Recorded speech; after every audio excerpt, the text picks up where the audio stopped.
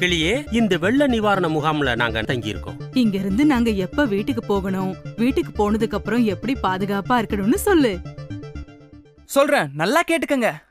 வீட்டை விட்டு வெளியேறுங்கன்னு நம்ம அரசு சொன்னா உடனே பாதுகாப்பான இடம் தேடி உயரமா இருக்கிற இடத்துக்கு போங்க.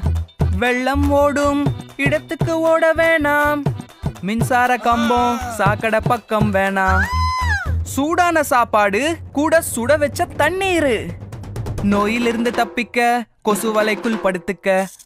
பாரு, பாம்பு வரும் பாத்துக்கோ, பத்திரமா இருந்துக்கோ. கிருமிகளை ஒழிக்க மருந்துகளை தெளிங்க. தைரியமா இருக்கணும். அரசு அதிகாரி சொன்னதுக்கு அப்புறம் தான் வீட்டுக்கு போகணும். மின்கசிவு இருக்கான்னு நல்லா சோதிச்சு பாரு. கழிப்பற சாக்கடைய சுத்தமா வச்சுக்க. நான் சொன்னதெல்லாம் புரிஞ்சுதா தாயி? இத புரிஞ்சுக்கிட்டா நீதானே புத்திசாலி.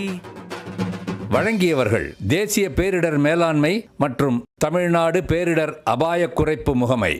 வெளியீடு உங்கள் செய்தி மக்கள் தொடர்புத்துறை.